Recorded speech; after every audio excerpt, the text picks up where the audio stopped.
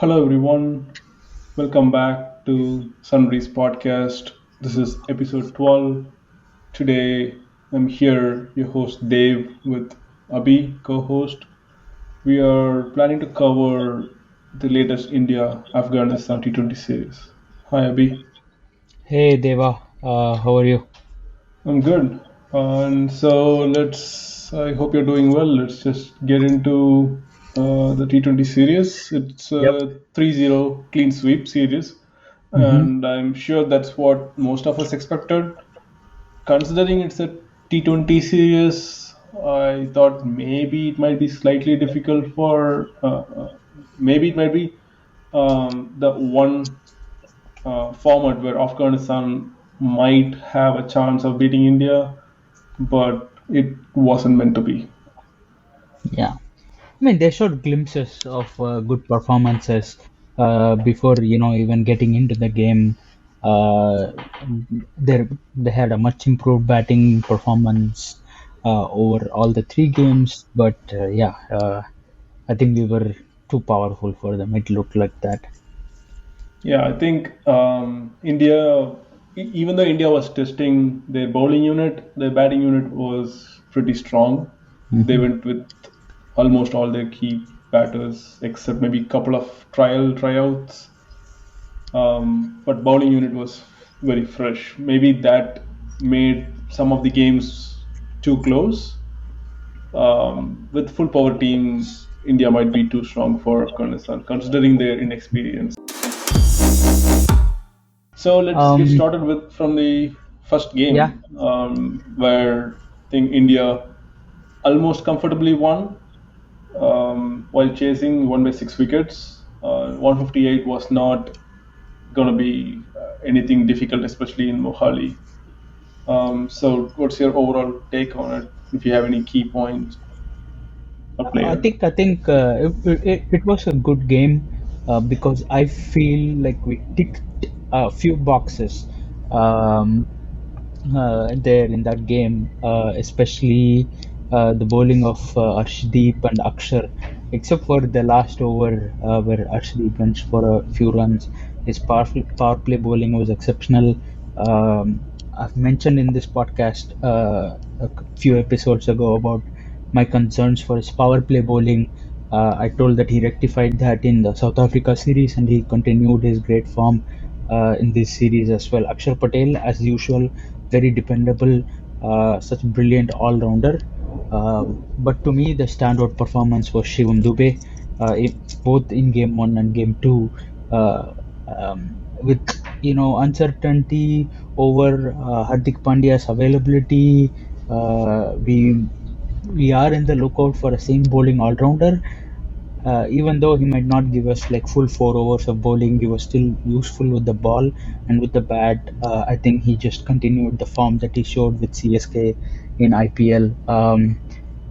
Brilliant batting, very aggressive attacking batting right from the offset.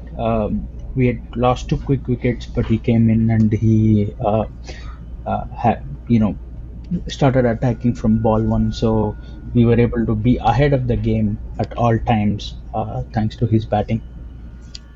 Yeah, I definitely this game belongs to Shivam Dube. In his economy was phenomenal. Even though he just bowled 2 overs, I think probably that's all it was needed from him, considering everyone else was also bowling well. But when he came into bat, I did not expect him to stay not out till the end. I thought he might score maybe 40 of 20 or 40 of 25 and then just get out. But he showed some temperament to show he could play in different gears rather than just rather than just slogging the spin bowlers. Exactly what you said. I think Azmadullah Omarzai. The first time I heard him was probably like 6 months ago. When everyone was talking about him, I checked his stats here and there, and that's about it. I haven't watched him play. And when everyone was expecting him to go for, I don't know, crores and crores in the IPL auction, and then he was picked by GT for a base price. He's showing why he was talked really highly of. Not just in this game. I think in every game he played, yeah, he made an impact with both bat and ball. So it was very good to see a full-fledged all-rounder from an Afghanistan who is not a spinner. Hmm. Hmm. And yeah, I completely agree with about Axar as well. He's being pretty economical with ball, as always. At least for the last 2 years or so, he's been pretty consistent. So if hopefully he will be injury free when the World Cup Yeah, comes. yeah, yeah. Other than that, I like Jitesh Sharma's little innings there as well. Hmm. A lot was expected of him in the South Africa series as well. Based on the exceptional batting he showed in IPL. Uh, Kind of did not have a click in that series, but he had a good outing there and played a quick fire innings. Tinku Singh is always very dependable as a finisher. Yeah, I think we ticked a few boxes there. Of course, Rohit Sharma, the manner in which he got out was disappointing because he was, coming back to T20 cricket after a long gap. We expected something out of him. We did not get to see it in that game. But overall, I think our middle order looks good with the kind of players that we have, and also the depth that we have. We made a few rotations this series, and most of them played well. So it bodes well for a big tournament like the World Cup coming up. That's all from the first game for me. Yeah, for sure. I think Mukesh Kumar is one person who's been consistently performing. He's not being right from the first game when he started playing for India. There's no game where he just literally outplayed the opponent like Siraj did in Sri Lanka against Sri Lanka and stuff. But he's been consistently taking one or two wickets around 7, 8 economy, very rarely, going excess of 10 economy rate, which is really good to see. Considering he's consistently picking wicket and bowling in power play and death overs, really looking forward to see more of him in the coming years for sure. But yeah, as you said, we can move on to the next game. Similar to the first game, Shivam Dube again came in and then smashed the bowlers. I think here this is the game where he hit three sixes, three consecutive sixes of Nabi. It was a talking point everywhere, and additionally, it was good to see Jaishwal scoring runs as well. Both of them just finished the game in no time, and India just cruised into victory. Um, and I think in the last game you mentioned, right, Akshar just was bowling exceptional throughout, and he just continued here, like 2 for 17, which is like in a T20 game, 172 runs scored, 2 for 17 is unimaginably good. Yeah, over both the games, just over both the games, his figures is 8 overs, 4 for 40, Hmm. which is exceptional even in a ODI game. Yes, yes. So I think he might be a really, really crucial person for us. Looking forward to the World Cup, he might be a crucial player for us because he's in kind of a purple patch right now because we mentioned in the South Africa episode as well his ability to bowl really economically in the middle stages where he controls runs. I think that was one area of concern for India in the past, where they get off to a good start in the power play, and then in the middle overs, the oppositions accumulate too many runs and take the game away from us. Especially with the absence of Bumrah in last World Cup, we Mhm. saw the damage England were able to do to us in the semi-final, especially in the middle overs when they were able to just score 10, 12 runs consistently of every over, which hurt us very bad. So if Akshar has the ability to bowl like this in the middle overs, I think it's a big bonus for us. Yeah. So since we are talking about World Cup a little bit, even though this episode is not supposed to focus on World Cup, just a Yeah. quick question. Let's keep it short. Akshar or Jadeja, or both for the squad? Just for the squad, not for the 11. Yeah, I would um, I would go with both of them, Okay. So because we've talked about Jadeja. Dube or Pandya? It depends on the availability, in my opinion. I think, If Pandya is uh, available, of course. If he's not available, I'm sure Dube will be on the squad. yeah, it will be it'll be interesting to see what kind of IPL season Dube has, but Fair. um, but if it's Dube or Pandya, I think we'll go with Pandya just because of his Yeah. ability, experience and the ability. Yeah, I think I would 100% agree with both the choices. I probably would have answered the exact same thing. hmm The reason we Okay. are talking about the World Cup, again, I just want to briefly say this is not about the World Cup, but mind you, this is the last set of T20 internationals that we have before the World Cup. We don't Yeah. play T20 internationals anymore. So definitely not just us, but the entire Indian contingent, the support staff and everybody will have an eye on the World Cup and they're looking at this series. Yeah, as of today, January 17th, as we are recording, India had played their last T20I before World Cup. hmm So, yes, we are definitely looking forward to the World Cup. And of course, they are going to use IPL as a selection hmm selection games and also practice probably, which is actually better than I think it was a couple of years ago when we played World Cup and then came back to IPL where World Cup looked like a practice. So this is better. I think that this game, as I was previously saying, India just cruised to victory. So if you have more points here, we can talk about it, or we can go to the No, not final really. game. I think key performers. I think we covered Axar and Dube already. You said Yeah. mentioned about Jaiswal. We all know his ability. He stayed to it. Arshdeep once again had a good game. 3 for 32 from 4 overs. So I think just because we're talking for the World Cup, some of the players here might have kind of staked their claim towards the spot in the squad. Purely based on their performances both in South Africa and here. I think we ticked a few boxes in this tournament. Oh, yeah, 100%. And I think Rohit missed out again here, and he covered it up. He covered it up for both of them in today's game in the third T20. So why don't you start with that? Yeah, I think Rohit Sharma made up for both the games using just this one game. Um, we wanted to analyze 3 innings of Rohit Sharma over this T20 tournament, but he gave us 3 innings to analyze just in one game. But yeah, I think I was talking about ticking boxes before.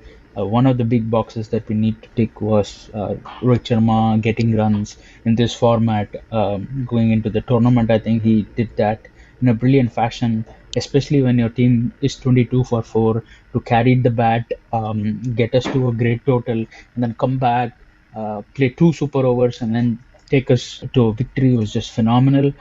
It showed a little bit his rustiness in the beginning. He was not as free flowing as the Rohit Sharma we know. It looked like he was playing ODI in T20 and then he was playing T20 in ODI World Cup kind of situation where he was like 35 balls, 30 something like that, and then in the next 30 balls he just exploded. As we all know how dangerous he is. And it was very important that someone supported him at the other end, and Rinku Singh played perfectly. We all knew Rinku Singh as a big hitter, but today he was Rinku Singh, the partnership maker, the consolidator, and it's very good for our middle order because when people can play multiple roles in a middle order, especially in situations like these when we lose quick wickets. We've had collapses in the past, but today we showed the ability to recover from it thanks to the RRR. I would like to call Rohit Rinku Rampage.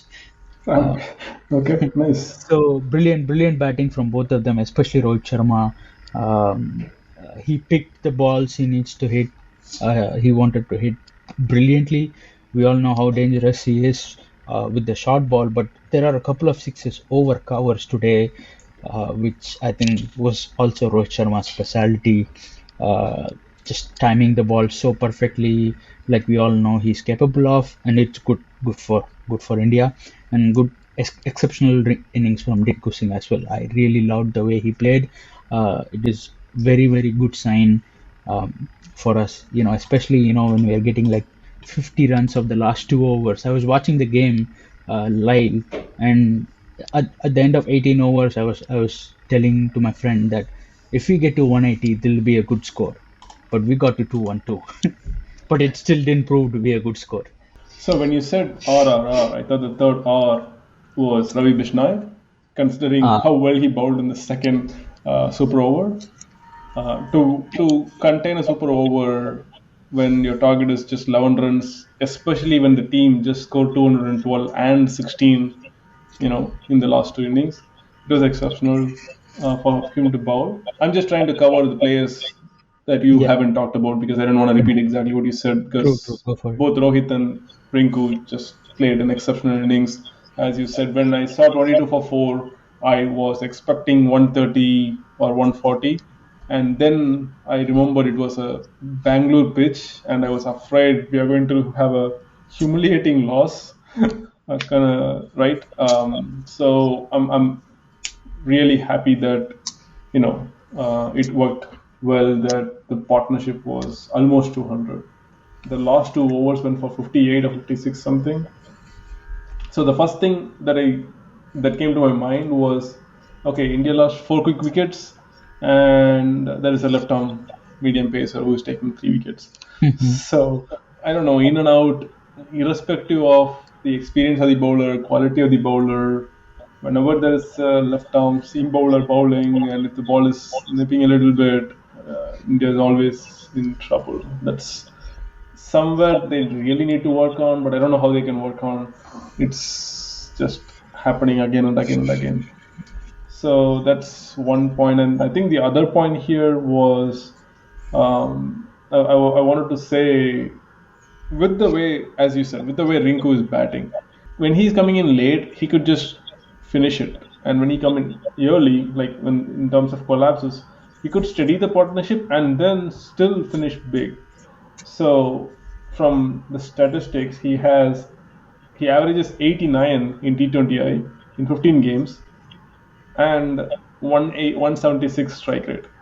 So with this, irrespective of his IPL performance, I'm hoping he will be a sure shot in playing 11 World Cup. I think he should be. He should be, because when you look at the middle order, when Surya Kumar Yadav is fit, that those are two very dynamic players, in the sense that we've talked about how India has gotten off to slow starts in the past, how they're not scoring quickly enough in T20.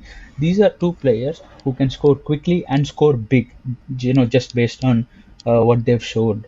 I think they had a partnership in the South Africa series as well, if I'm not wrong, where they Mm-hmm. they stood together, took India to a great total. But yeah, I think with those two players in the middle order, I think we have something very explosive, and with Rohit, if he Rohit continues being his Rohit. yeah continues his form, I think our batting order looks very, very threatening. So if Um, Yashasvi opens with Rohit, both of them just gonna go for mhm. runs or go for big shots, and we have Kohli in between, and then followed by Rinku Singh and Surya Kumar Yadav. Sort of top five, four of them are gonna try to score at 140 to 180 strike rate, Mhm. and so Kohli is the one who needs to steady the partnership, hopefully, and You yeah. brought up a So if very, Hardik very Pandya, interesting point. yeah. Let's talk about Kohli for a little bit, a couple of minutes, because I Yeah, think I thought we did not talk about him at all in all these three games. So yeah, let's just we wrap have this, to. and Yeah, then I will definitely. Then you can talk about Kohli, and then we can yeah, discuss. So yeah. In the end, we we'll have just these talk five about players. Kohli in general. Yeah, Yeah, we have these five players where four of them would like to score at a strike rate 140 to 180. For some reason, Kohli is trying to score runs quicker in this series. true, I don't know true. why. So that's why I brought it up. Like I hope he doesn't do that. I hope he continues to what he is good at. And because if four players around him are doing that, he doesn't have to do that. Yeah, So that's your true. your sixth player could be Dube or Pandya, and then seventh would be Akshar or Jadeja. Then you are covered, and your bowlers are already set. I think if Shami is fit, it's Shami, Bumrah, Siraj, Arshdeep Singh Hmm. probably. and Washington Sundar maybe. I really doubt Ravi That's Bishnoi one or more Mukesh Kumar player could make it. Kuldeep because Yadav. Yeah, sorry. Should not miss him. I think we have a lot of selection headaches here because Washington to Sundar played exceptionally well this game as well. I think played well in one of the other Bowling was games very also. good. Yeah, bowling wise, and Yeah, second game also he he, bowled well.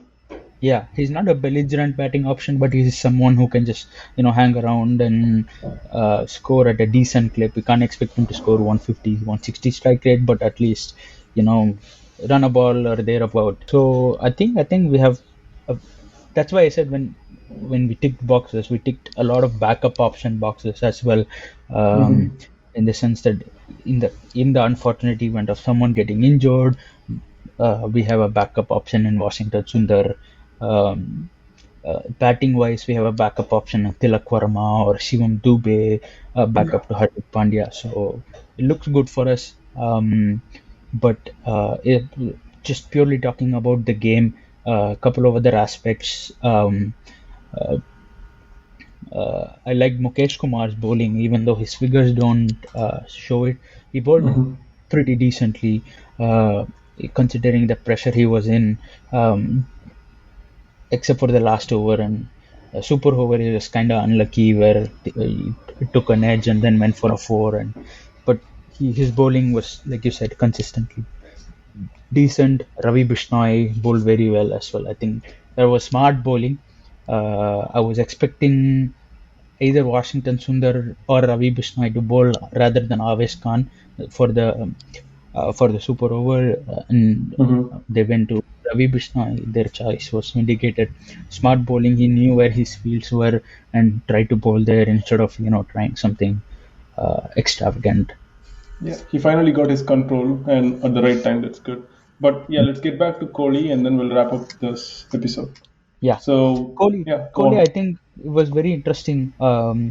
The fact that the 29 of 16 in the second game, he played Mm-hmm. two games. 29 of 16 in the second game. Golden Duck. Um, Golden Duck in the second. Golden Duck in the Third. 30 or his second His game. second. 180 first game 180 strike rate.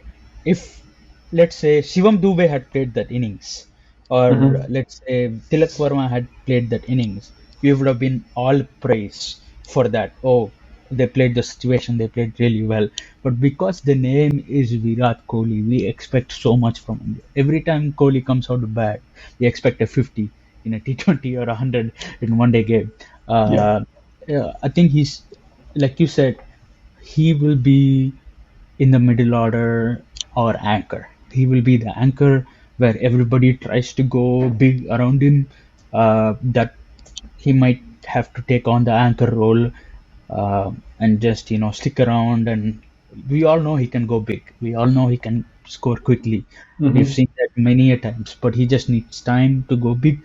And I really hope he takes that time. And the going for shots from ball one is not Kohli like. We've not Yeah. seen Kohli do that for a long time. So I think, like you said, if we are predicting a batting order, and if that's what's gonna be true in the World Cup, we have so many dynamic batting options, and we just don't need even someone like Kohli to change his approach because we Yes, have natural big hitters. yeah, I agree 100%.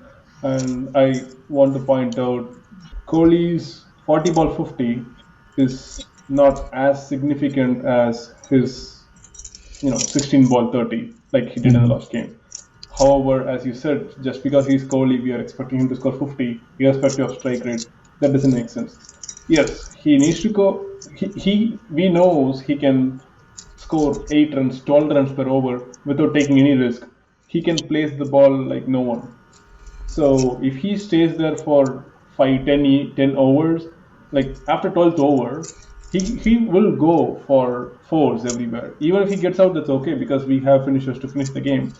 But he needs to stay there at least until 12th over and score at a strike rate at least around 120, 130. That's enough. He doesn't have to go for six on the first ball, like exactly what you said. And in my opinion, if either of Rohit Sharma and SSC Jaiswal have a day of their own, they can bat 20 overs and score 100 Hmm. or just on their own. We saw that today with Rohit Sharma. It was his day and he was unstoppable. If either of Yashasvi and Rohit have their day, then we're already in a strong commanding position. We just need other players to play around them like Rinku Singh played around Rohit Sharma today. Um, it's when both of them try to go for a quick start, and in the event that one or both of them gets out, we need someone to stabilize the middle order. Just like today, uh, after Kohli, just we lost two more quick wickets. We don't want to be in that situation come the World Cup. So that's the concern for me here. He can go.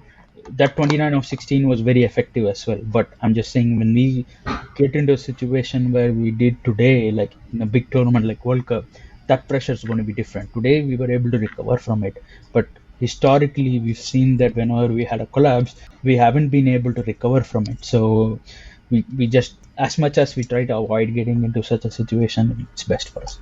Yes. So thank you everyone for joining us in this short and sweet episode. Hopefully you enjoyed this.